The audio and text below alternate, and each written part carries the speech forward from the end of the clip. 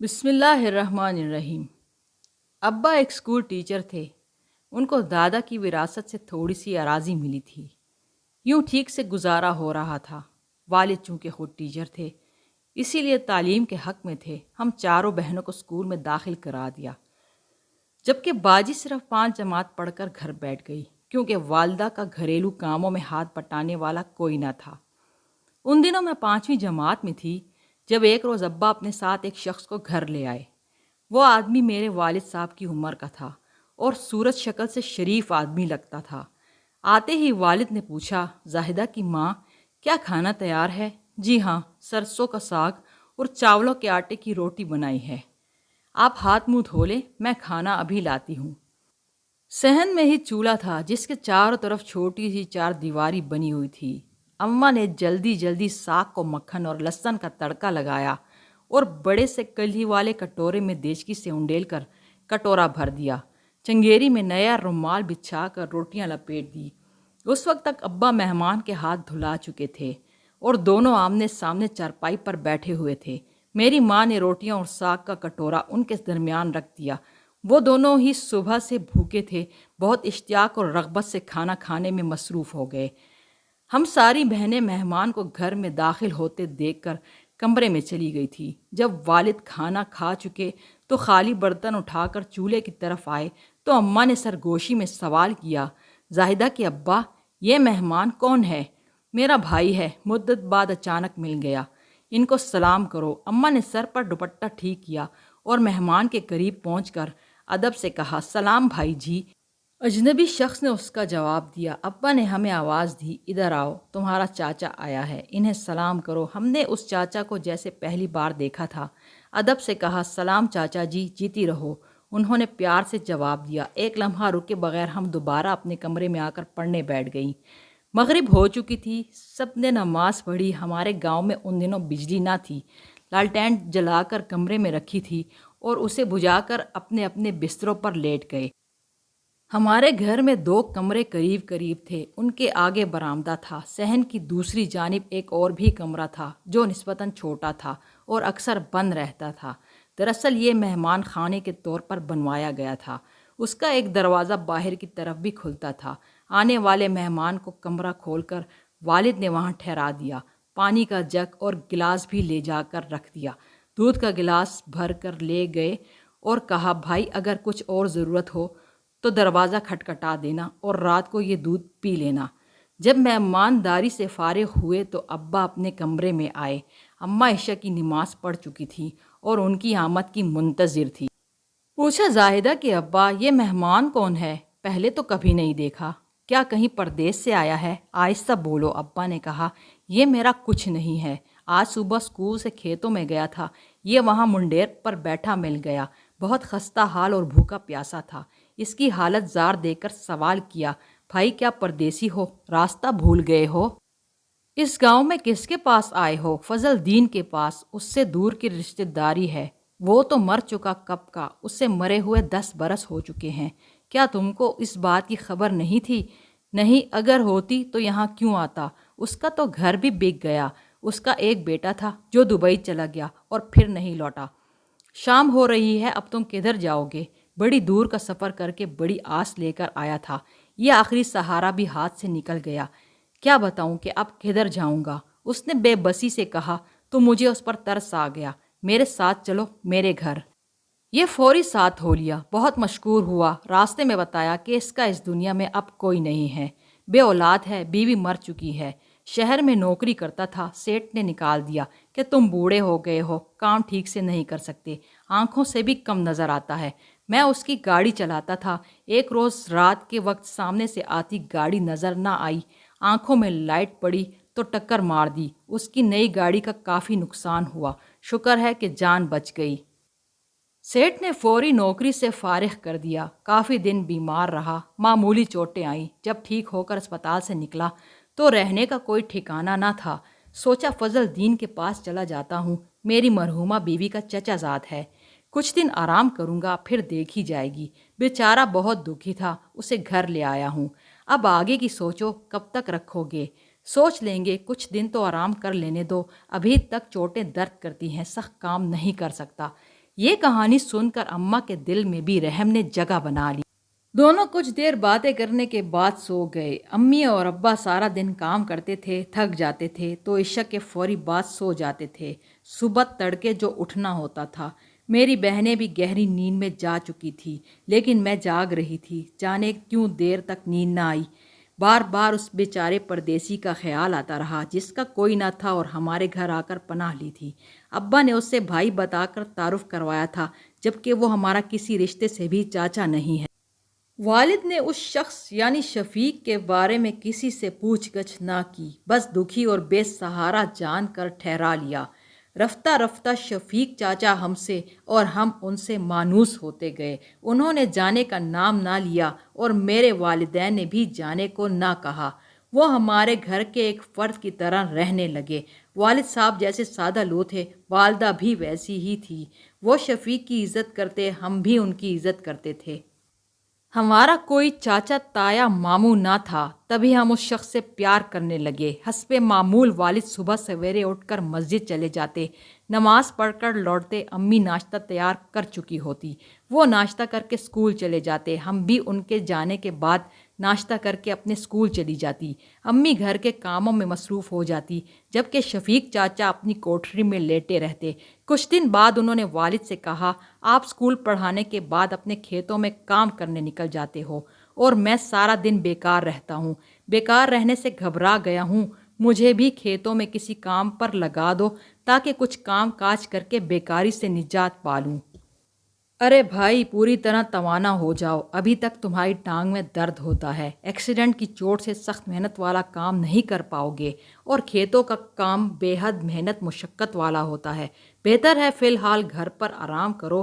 گھر میں بھی چھوٹے موٹے بہت سے کام ہوتے ہیں، تمہاری بھابھی جن سے پریشان رہتی ہیں، تم وہ کام کر دیا کرو۔ اس کے بعد شفیق چاچا بھینسوں کو چارہ ڈالتے اور ماں کو لکڑیاں کاٹ کر دیتے تھے، مٹکوں میں پانی بھرتے، کھیت سے ساگ توڑ کر لا دیتے۔ غرض وہ گھریلو کاموں میں ہاتھ بٹانے لگے۔ ایک دن امی اور دونوں چھوٹی بہنیں خالہ کے گھر گئی ہوئی تھی۔ ابا گھر لوٹے تو ان کے اچانک گردے میں درد ہونے لگا۔ چاچا نے کہا، میں تمہیں اسپتال لے چلتا ہوں، پڑوسی سے ٹرک مانگ لو، میں ڈرائیونگ کر لیتا ہوں۔ والد کو درد میں شدت محسوس ہونے لگی تو انہوں نے مجھے کہا، زاہدہ جا کر چچا کریم داد کو کہو کہ اپنا ٹرک دے دیں، شفیق مجھے اسپتال لے جائے گا۔ چاچا کریم داد موجود نہ تھا۔ اس کی بیوی نے چابی دے کر کہا، بے شک لے جاؤ، کریم داد تو کھیتوں کو پانی لگانے گیا ہے۔ میں نے چابی لا کر ابا کو دی۔ انہوں نے شفیق کو کہا، ٹرک پڑوس سے اپنے دروازے پر لے آؤ۔ وہ لے آیا اور سہارا دے کر ابا کو اس میں بٹھایا۔ وہ ان کو شہر کے اسپتال لے گیا۔ 2 گھنٹے بعد چچا آ گیا، مگر ابا ساتھ نہیں تھے۔ بولا، ڈاکٹر نے ان کو داخل کر لیا ہے، کل ایکس رے وغیرہ کریں گے، پھر دیکھیں گے کہ آپریشن کرنا ہے یا کیا کرنا ہے۔ والدہ شام کو لوٹی تو بہت پریشان ہوئی۔ چاچا شفیق سے کہا کہ مجھے ابھی اسپتال لے چلو۔ وہ بولے، ابھی جانے کا فائدہ نہیں، وہ وہاں بستر پر آرام سے لیٹے ہیں، درد کم کرنے کا انجیکشن لگا دیا تھا، سو رہے ہوں گے۔ تم رات کو بچیوں کو اکیلا چھوڑ کر اسپتال کیوں جا رہی ہو؟ وہاں کیا کرو گی جا کر؟ صبح تڑکے میں خود چلا جاؤں گا۔ بچیوں کو اکیلے گھر میں چھوڑ کر تمہارا جانا مناسب نہیں ہے۔ چاچا شفیق کی بات امی کے دل کو لگی۔ بولی، بھائی جی کہتے تو آپ ٹھیک ہو، اللہ ان کو شفا دے، رات تو کسی نہ کسی طرح کاٹنی ہے۔ اماں رات بھر اپنے سہاگ کی سلامتی کے لیے دعائیں کرتی رہیں۔ ہم بچیوں کو کچھ دیر میں نیند آ گئی اور چاچا آج کوٹھری میں سونے کی بجائے دروازے کے پاس چرپائی ڈال کر سو گئے، جیسے ہمارے گھر کی نگرانی کر رہے ہوں۔ صبح سویرے وہ اسپتال چلے گئے۔ قریب ہی لاری اڈا تھا اور ویگن شہر کو جانے کے لیے آسانی سے مل جاتی تھی۔ دوپہر تک ہم اور والدہ بے چین رہے، بے قراری سے چچا کا انتظار کرتے رہے۔ دوپہر کے بعد کہیں وہ آئے، بولے، چھوٹا آپریشن ہوا ہے، درد گردے میں نہیں تھا بلکہ اپینڈس کا آپریشن ہوا ہے، 2-4 روز میں ٹھیک ہو کر گھر آ جائیں گے۔ ان کے لیے یخنی وغیرہ تیار کر دیں تو میں جا کر دے آتا ہوں، رات وہاں رک جاؤں گا، صبح آؤں گا، آپ لوگ اپنا خیال رکھنا۔ بھائی جی، گاؤں میں کسی بات کا ڈر نہیں ہے، آپ بس زاہدہ کے ابا کا خیال رکھنا، ہو سکے تو کل مجھے لے چلنا۔ ٹھیک ہے بابی جی، اب میں چلتا ہوں۔ یخنی کا ٹفن لے کر وہ چلے گئے۔ وہ رات بھی ہم نے دعائیں مانگتے بے چینی میں کاٹی۔ صبح چاچا آ گئے، خالی ٹفن ہاتھ میں تھا۔ بولے 2 دن اور ان کو اسپتال میں رہنا ہے، پھر چھٹی ہو جائے گی۔ اب ٹھیک ہیں، فکر مت کریں۔ والدہ بضد ہو گئیں کہ مجھے اسپتال جانا ہے، آج میں ان کے پاس رکوں گی۔ جیسے آپ کی مرضی بھابھی، تیار ہو جائیں۔ امی نے جلدی سے دلیا بنایا، ٹفن میں بھرا اور صاف جوڑا پہن کر تیار ہو گئیں۔ وہ چاچا کے ساتھ لاری اڈے چلی گئیں۔ 2 گھنٹے بعد شفیق چاچا لوٹ آئے، کہا کہ آپ کے والدین نے مجھے بھیج دیا ہے، آپ بچیاں اکیلی ہونا، آج تمہاری امی وہاں رک گئی ہیں۔ میں نے بہت کہا، وہ نہ مانی۔ بولی ان کی پھوپھی کا گھر قریب ہے، ان کو رات کو بلا کر گھر میں بچیوں کے پاس سلا لینا۔ یہ سن کر میں دوڑی ہوئی پڑوس میں گئی اور کریم داد کی بیوی سے کہا، پھوپھو آج تم ہمارے پاس ہمارے گھر سونا، اماں ابا دونوں اسپتال میں ہیں۔ وہ ہماری سگی پھوپھی نہ تھی مگر ہم ان کو پھوپھو ہی کہتے تھے۔ فوری سر پر برقع ڈال کر میرے ساتھ ہمارے گھر آ گئیں اور رات کو ہمارے پاس رہیں، جبکہ شفیق چاچا گھر کے باہر دروازے پر چرپائی ڈال کر سو گئے۔ صبح سویرے زائدہ باجی اٹھ گئیں، پھوپھو اپنے گھر چلی گئیں اور میری بہن نے چولہا چوکا سنبھال لیا۔ اماں کی طرح ہم سب کا ناشتہ بنا کر اسکول روانہ کیا۔ ابا کے لیے کھچڑی بنائی اور ٹفن میں بھر کر دے دی کہ آپ اسپتال جا کر دے آئیں۔ وہ بولے، زاہدہ بیٹی تم بھی ساتھ چلو، میں تمہارے ابا کے پاس رک جاؤں گا، تمہاری ماں شہر سے یہاں اکیلے کیسے آئے گی؟ تم ساتھ ہوگی تو دونوں اکٹھی آ جانا، ابا کو بھی دیکھ لو گی۔ باجی تو دل سے چاہ رہی تھی کہ ابا کو اسپتال جا کر دیکھے، فوری تیار ہو گئی اور چاچا شفیق کے ساتھ چلی گئی۔ جاتے ہوئے پھپھو کو بتا گئی کہ تم ہمارے گھر کا خیال رکھنا، میں اسپتال جا رہی ہوں، امی کے ساتھ 2 گھنٹے تک آ جاؤں گی۔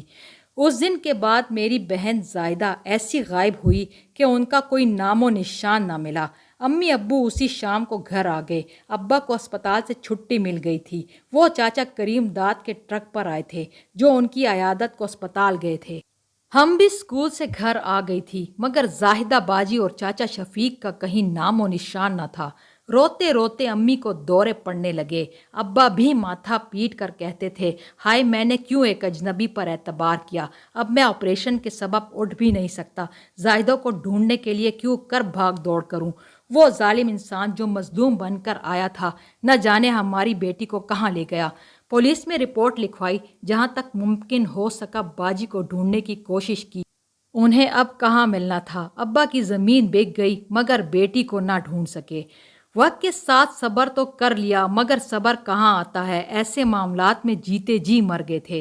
یوں ہی 2 سال گزر گئے۔ ایک دن اچانک دروازے پر دستک ہوئی، ایک شخص کراچی شہر سے آیا تھا، اس نے بتایا کہ آپ کی بیٹی فلاں جگہ ہے، اس نے مجھے بتا دیا ہے کہ جا کر آپ لوگوں کو بتاؤں، میرے ساتھ چلو، میں زائدہ کے پاس لے چلتا ہوں۔ والد نے گاؤں کے 2 معزز لوگوں کو ہمراہ لیا اور پولیس کو بھی اطلاع کرائی، سب لوگ کراچی روانہ ہو گئے۔ 6 روز بعد ابا زاہدہ باجی کو لے آئے، وہ سوکھ کر کانٹا ہو گئی تھی۔ شفیق چاچا اسپتال لے جانے کے بہانے انہیں شہر لے گئے، جہاں ایک گاڑی میں بٹھایا۔ گاڑی میں ان کے 2 آدمی تھے جنہوں نے باجی کو بے ہوش کر دیا اور کراچی لے گئے۔ باجی زائدہ نے بتایا، شفیق مجھے ایک فلیٹ میں لے گیا جہاں چند لوگ تھے، وہاں ایک فارم پر میرا انگوٹھا لگوایا اور ایک نوجوان کے حوالے کر دیا کہ یہ تیرا شوہر ہے اور اب تم نے اسی کے ساتھ رہنا ہے۔ اس جعلی نکاح کے بدلے شفیق نے اس آدمی سے کافی موٹی رقم لی، گویا باجی کو بیچ دیا۔ 2 سال تک باجی اس آدمی کے پاس رہی جو خود کو ان کا شوہر کہتا تھا، اور میری بہن بادل نخواستہ اس کے ساتھ رہنے پر مجبور تھی۔ وہ کہیں بھاگ کر بھی نہ جا سکتی تھی کیونکہ مکان کے دروازے پر ایک مسلح گارڈ پہرا دیتا تھا۔ ایک روز اس گارڈ کو ترس آ گیا، اس نے باجی زاہدہ سے حال معلوم کیا اور اپنا ایک بھروسے کا آدمی گاؤں ہمارے گھر بھیج دیا۔ یوں باجی بازیاب کرانے میں ابا جی کامیاب ہو گئے۔ وہ شخص جس نے نکاح کیا تھا اس کے پاس نکاح نامہ موجود تھا، اس نے ہماری بہن کا پیچھا نہ کیا، لیکن شفیق مردود کا پھر کبھی پتہ نہ چلا۔